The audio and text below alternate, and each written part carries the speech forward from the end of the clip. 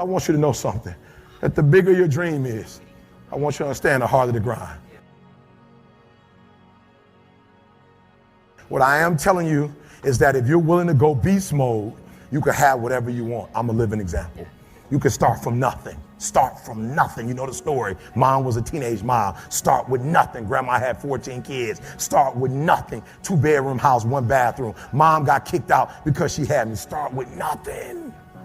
Start with nothing. High school dropout. Start with nothing. Homeless. 12 years to get a 4-year degree from the university. Start with nothing. If you are willing to grind, but you will not outwork me. Why? Because I realize that the bigger the dream, and I need you to see who I have up there. Notice when I said beast mode now, I'm not talking about the lion. When I talk about beast mode now, I'm talking about the ant that's very small, but that can probably lift 100 times his weight. I'm saying that some of you in this room, you might not be a lion yet. Some of you in this room, you might be an ant. You might have small beginnings. You might not have a lot of money. You might not have a lot of resources, but there's no excuse. You said, E.T., I'm not that lion. You might be the ant, and the ant has very little, but he's determined. He's strong. He has a dream and a goal, and he'll do whatever it takes. And I need you to understand that the bigger your dream is, the earlier you're going to have to get up.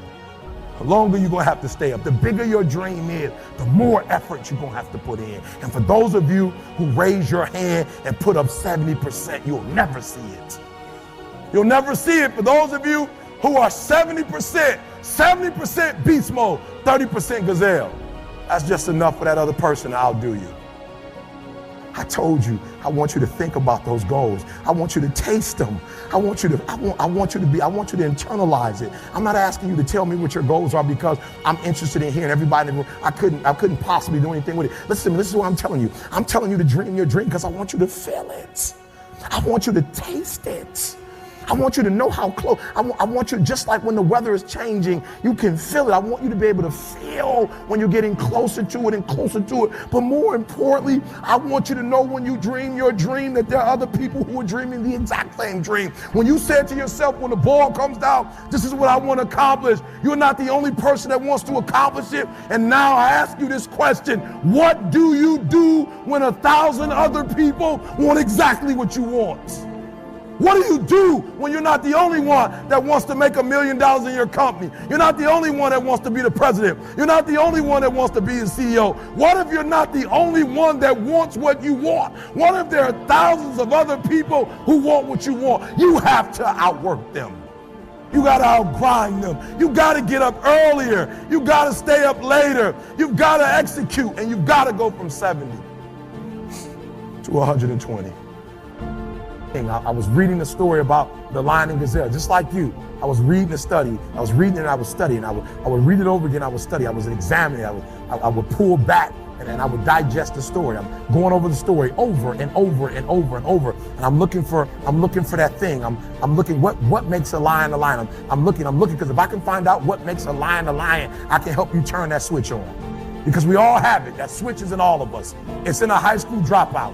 That switch is in someone who was homeless and ate out of trash. That switch exists in all of us. And I knew if I could turn the switch on, and if I could teach you how to turn that switch on.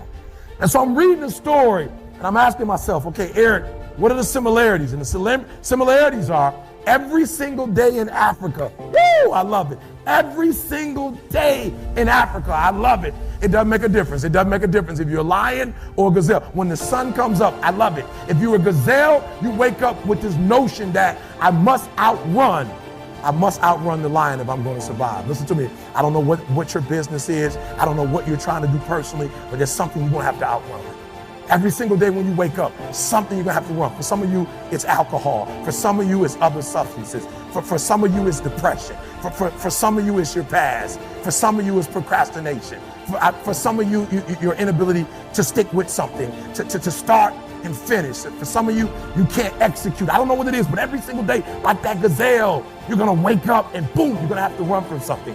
That's something you're going to have to get away from to survive. And that's all the gazelle is doing. He's running from the lion because he's trying to survive.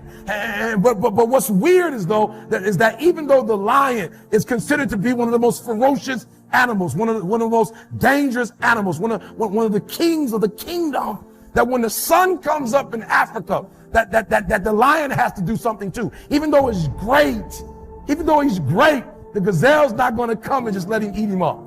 He's going to have to chase that gazelle down. He's going to have to kill that gazelle. So when I read it, that's the similarity. That if it doesn't make a difference if you're a gazelle, it doesn't make a difference if you're a lion. If you're at the top of the game, you still got to work. If you're at the top of your game, you still have to grow. If you're at the top of your game, what I know about you, if you're at the top of your game, there's still room for improvement. You can still get bigger. You can still get better. You can still be bolder.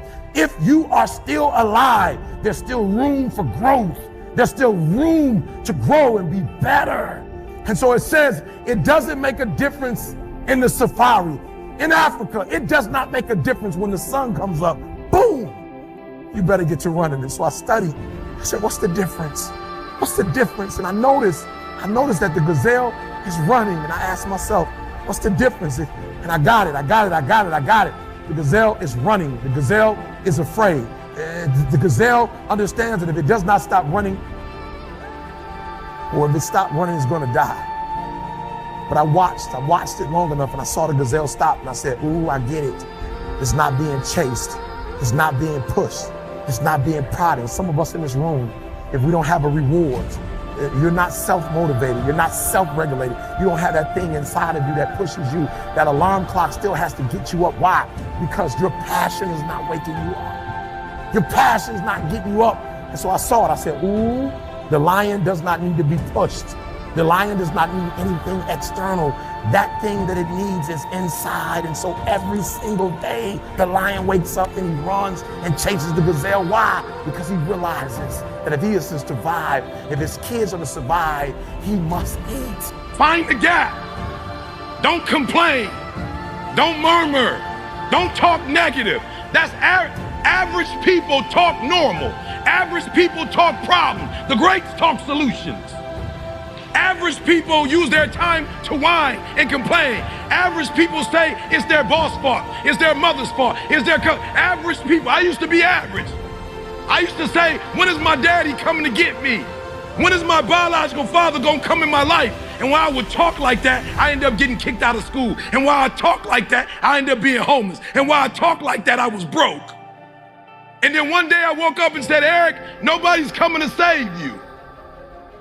Nobody's coming to get you, but you can go to the library and get yourself. You can start reading books. You can go back to school. You can start coming to conferences. And I went from an average way of talking and behaving to taking ownership and saying, yo, E, it's your fault. You 8%, you the 8% or the 92%. We gonna get it out of you. We're going to get it out of you. On 3, we're going to get it out of you. When you leave this room, you will take full ownership.